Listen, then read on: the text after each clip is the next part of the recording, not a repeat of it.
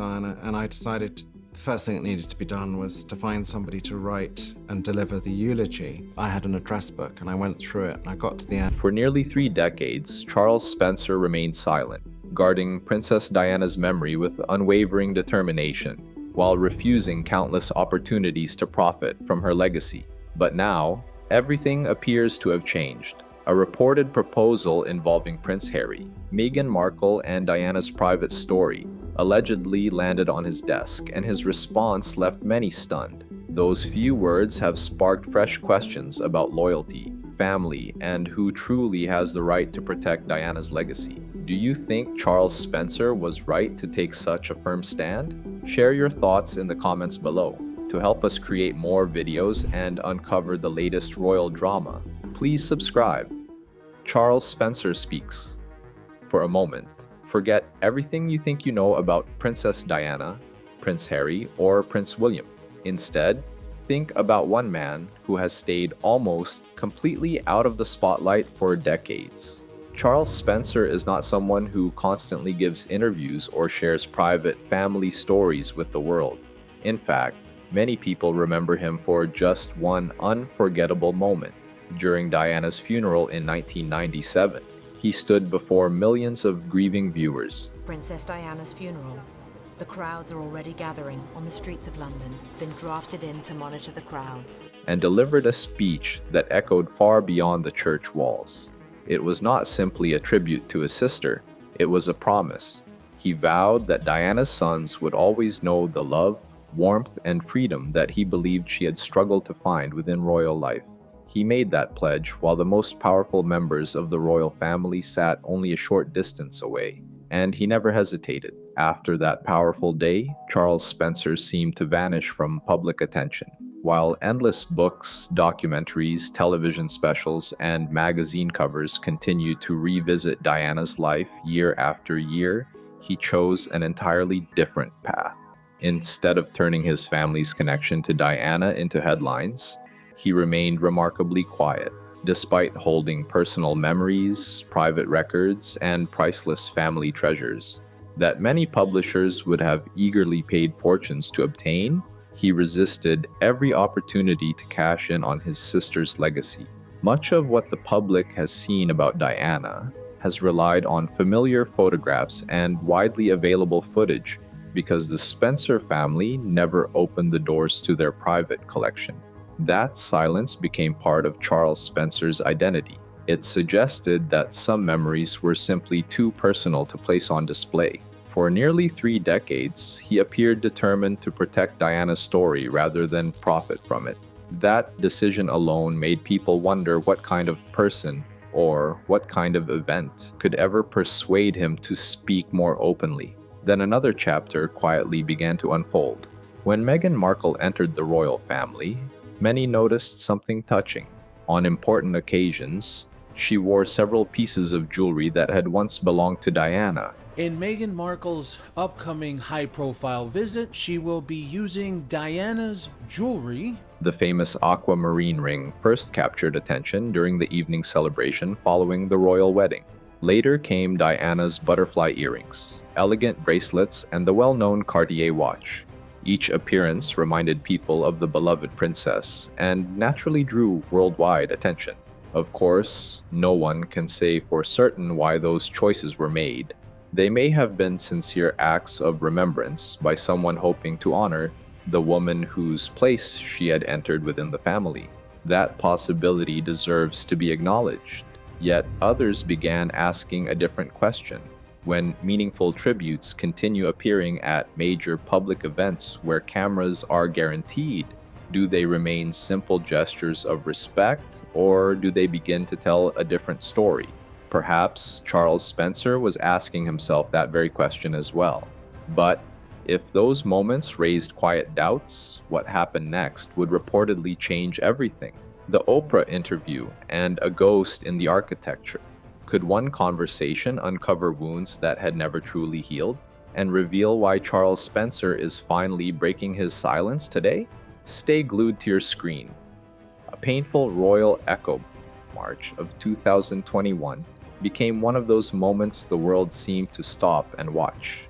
Millions tuned in as Meghan sat across from Oprah, sharing painful stories about life inside the royal family. For many people, it was a shocking interview, but for Charles Spencer, reports suggest it may have stirred memories that ran far deeper than headlines ever could. Imagine seeing a familiar story unfold once again from the very home where Princess Diana spent her childhood. The quiet setting, the warm lighting, and the calm personal conversation all created the feeling that hidden truths were finally being revealed. Meghan spoke about feeling alone, unsupported, and unable to find help when she needed it most. She described an institution that, in her view, failed to hear her cries. For longtime royal followers, those scenes felt strangely familiar. The similarities to Diana's famous television interview were difficult to ignore. Once again, a royal woman was speaking openly about pain, loneliness, and disappointment. Once again, a respected interviewer became the trusted person through whom deeply personal stories reached millions around the world. Even the atmosphere carried the same emotional weight, inviting viewers to believe they were witnessing long-buried secrets finally coming into the light. Yet, beneath those similarities was one difference that changed everything. Diana gave her interview while she was still living inside the royal system, facing enormous personal risks with no clear way out. Her future remained uncertain, and every word carried heavy consequences. Meghan's interview came after she and Harry had stepped away from royal duties and built a new life in California. Buckingham Palace has confirmed Prince Harry and Meghan stepped down from royal duties. They were no longer living behind palace walls, but speaking from a place where they had greater freedom to tell their side of the story. That contrast is believed to have mattered deeply to Charles Spencer. To some viewers, the interview echoed his sister's struggle. But to a man whose family had already lived through the painful fallout of Diana's television appearance, the resemblance may not have felt comforting at all. Instead, it may have reopened old wounds that had never fully healed, reminding him of a chapter that forever changed his family and the monarchy. And that is why what happened afterwards surprised so many people. His reaction was never just about one interview. It was rooted in something much older, much deeper, and far more painful than most viewers could have imagined. What was the secret, the guilt that built the vault, and why has it remained buried for so long? Keep watching to find out. Spencer's lifelong promise. There is one chapter of this story that many people rarely talk about, yet it helps explain why Charles Spencer has guarded Princess Diana's memory so fiercely for so many years. Long before the truth became public, he reportedly introduced his sister to journalist Martin Bashir, believing he was simply helping her speak to someone she could trust. At the time, there was no reason to suspect that anything dishonest was happening behind the scenes. Years later, everything changed. Official investigations revealed that the famous interview had been secured through forged bank papers and misleading claims that convinced Diana she was surrounded by people who could not be trusted.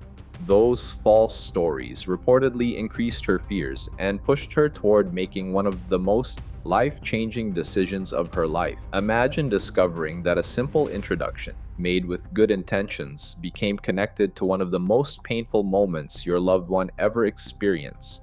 Even though Charles Spencer has never been accused of knowing about the deception, learning how the interview was truly arranged must have been deeply painful. A decision that once seemed harmless suddenly carried a weight few people could imagine. For someone who always saw himself as Diana's protector, that realization may have changed everything. At her funeral, he stood before the world and promised to look after her legacy and to support her sons. Those words became more than an emotional speech. Many believe they became a lifelong mission. Since Diana's passing, Charles Spencer has consistently kept many of her most personal belongings away from public view. Family letters, handwritten diaries, private photographs, and home videos have remained carefully protected instead of being turned into headlines.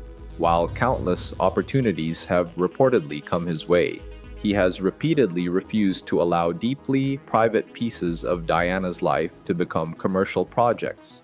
That choice has created something increasingly rare in today's world. Even after decades of documentaries, books, interviews, and endless media attention, there is still a side of Diana that remains known only to those closest to her. Her most personal thoughts have never become public entertainment because someone has continued standing between those memories and the outside world. Now, consider what happens when another proposal arrives asking for access to that carefully protected collection. Not just a photograph or a short interview, but personal diaries, treasured family recordings, and private memories preserved for decades. After spending years saying no to similar requests, why would Charles Spencer suddenly agree to open the doors now? To many observers, the answer was obvious. If he believed the project placed someone else's story ahead of Diana's own legacy, it would likely conflict with everything he had worked to protect since her death. That could explain why reports suggest he showed little interest in the idea from the very beginning. But the rejection itself is only part of the story. What happened during the pitch reportedly left an even stronger impression, and why Charles Spencer later described it as little more than a joke may reveal far more than anyone expected. What exactly was presented to him that earned such a blunt response? Let's break down every detail you need to know. The proposal that shocked. For many people, the idea sounded powerful at first. A major documentary marking 30 years since Princess Diana's passing seemed like the perfect way to honor her life. It promised to revisit her story, reflect on her lasting influence, and remind the world why she remains one of history's most loved figures. On the surface, it appeared to be a respectful tribute that millions would want to watch. But according to reports, the proposal reached far beyond telling a familiar story. The project was said to be aiming for something no documentary had ever achieved before. It reportedly sought access to the most private parts of Diana's world, pieces of history that had remained carefully protected for decades. That reportedly included Althorp, the Spencer family's historic estate where Diana spent her childhood. The filmmakers were also said to want permission to film the famous lake and the secluded island where Diana was laid to rest. Princess of Wales, who died in a car accident, buried on the sprawling Althorp estate, gravesite located on a small island on the estate. Those locations are more than beautiful landmarks. They are deeply personal places, carrying memories that belong first to her family rather than the public. The requests did not stop there. Reports claimed the proposal also asked for Diana's personal papers, handwritten diary entries, and family archives that had never been shared outside the Spencer family. There was also interest in rare home videos showing Diana, away from the cameras, enjoying quiet moments with loved ones, long before the world's attention became overwhelming. With access to those priceless memories, the documentary could have stood apart from every previous film about Diana. Instead of relying on old interviews and well-known footage, it would have offered viewers an entirely new window into her private life. Yet one reported detail changed everything. The documentary was allegedly designed not only to remember Diana, but also to connect her story directly with Meghan Markle's experiences. The idea was said to present Meghan as someone following the same path Diana once walked, facing similar struggles against powerful institutions and public scrutiny. It would have drawn a clear line between the past and the present, inviting audiences to see the two women as chapters of one continuing story. For Charles Spencer, that reportedly may have crossed a line that could not be ignored. Over the years, he had watched Diana's legacy repeatedly become part of public debates, television interviews, and documentaries. From his perspective, the proposal may have appeared to take one final step by using Diana's most private memories to strengthen someone else's narrative. If that was how he viewed the request, his reported rejection suddenly becomes much easier to understand. Protecting family history may have mattered more than creating the biggest royal documentary ever made. But that decision opened the door to an even bigger question: the Sussex Empire on the edge. Why were the stakes this high? And what was really at risk behind the scenes? Let's delve into the details decisive. the Sussex Empire falters.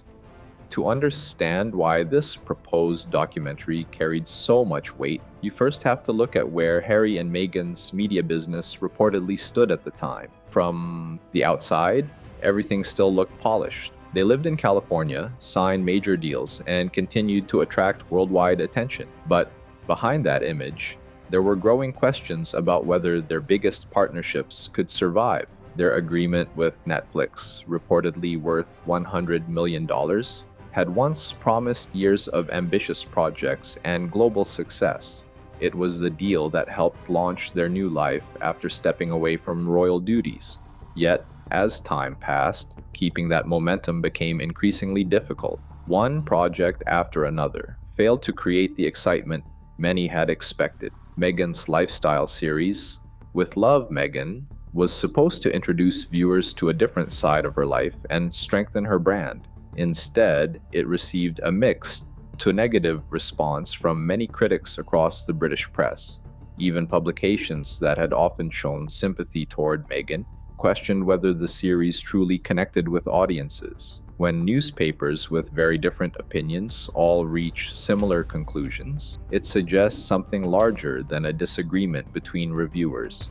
It raises questions about whether the audience simply wanted something different. Then another pattern became impossible to ignore. Their first Netflix documentary, which focused on their departure from royal life, attracted enormous worldwide interest. It became one of the platform's biggest documentary debuts, proving there was still huge public curiosity surrounding their royal story.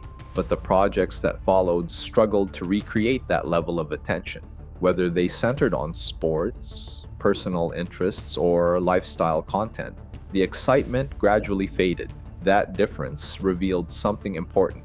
Viewers appeared far more interested in stories connected to the royal family than in projects unrelated to it. Fair or unfair? That was the message many observers believed the viewing numbers were sending. At the same time, other business ventures were facing their own challenges. Their Spotify partnership had already come to an end, while Meghan's lifestyle brand was still trying to establish itself in a highly competitive market. With so much depending on continued success, losing another major platform could have created even greater uncertainty about the future of their media empire. Against that backdrop, a documentary centered on Princess Diana suddenly looked very different.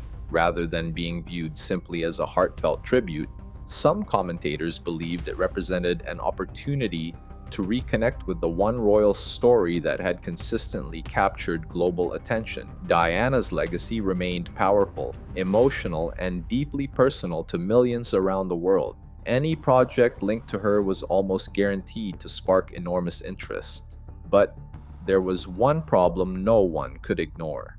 The most important gatekeeper to Diana's private legacy was never going to hand it over without careful thought. And when the proposal finally reached him, everything reportedly changed. What exactly was written that made the entire plan unravel before it could truly begin? Let's find out. The protectors of Diana. One of the most interesting parts of this story has received far less attention than many people expected.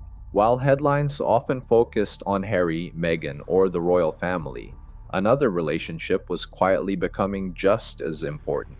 It was the understanding many believe existed between Prince William and Charles Spencer, Princess Diana's brother, although they hold very different positions.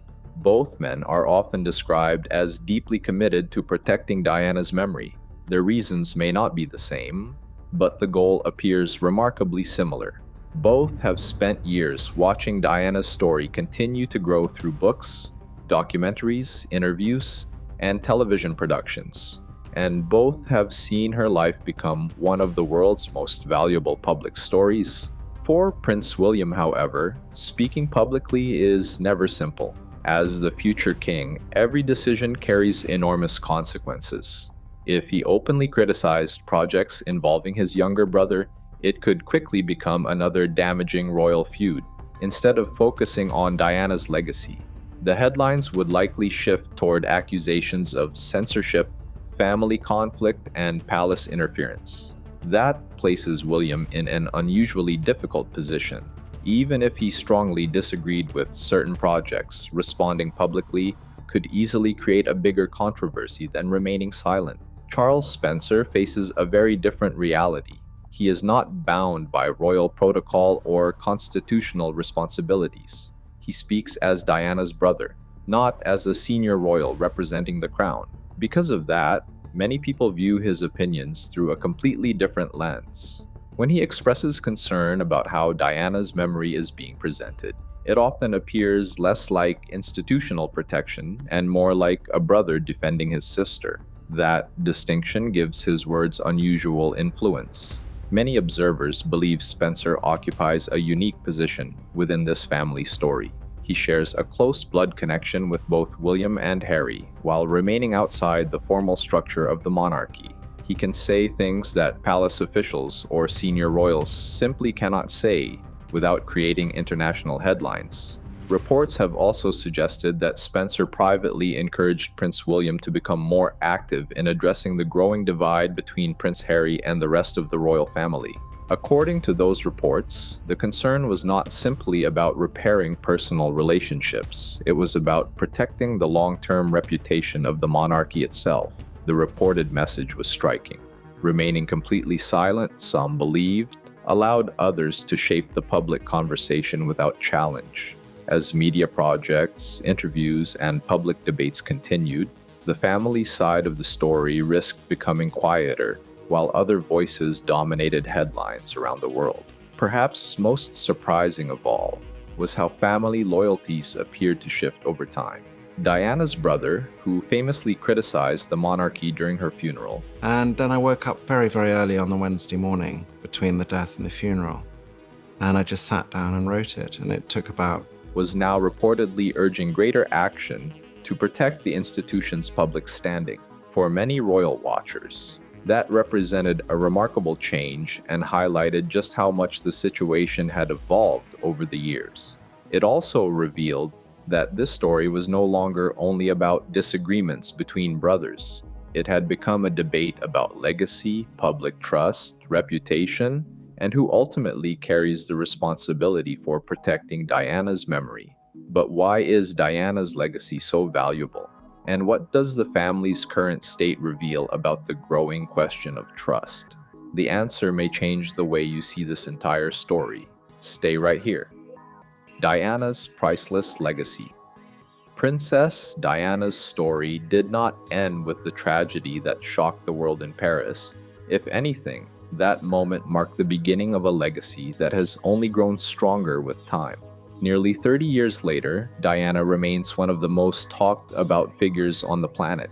New documentaries, books, television dramas, museum exhibitions, and streaming specials continue to bring her story back into the spotlight, introducing her to generations who were not even born when she died. Part of the reason is that Diana's life contained everything that captures public imagination.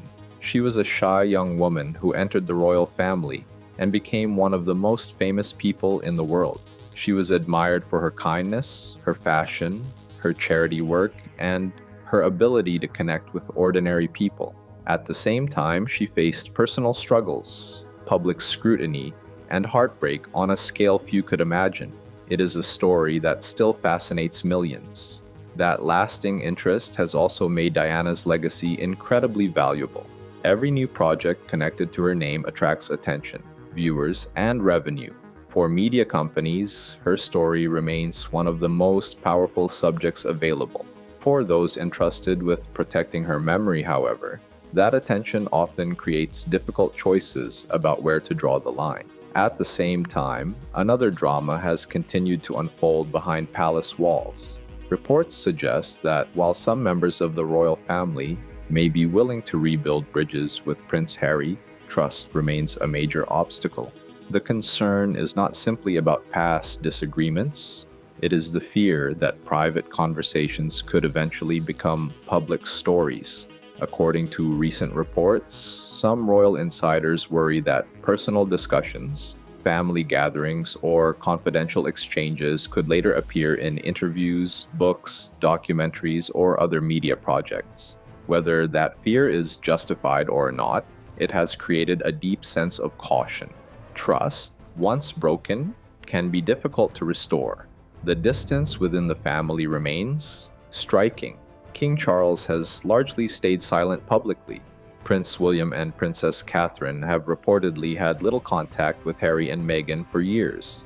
What began as a family disagreement has grown into something much larger, becoming a global debate followed by millions. Supporters of Prince William and Charles Spencer argue that Diana's memory deserves protection from excessive commercialization. They believe her life should not become an endless source of content. Others defend Harry's position, pointing out that Diana was his mother too.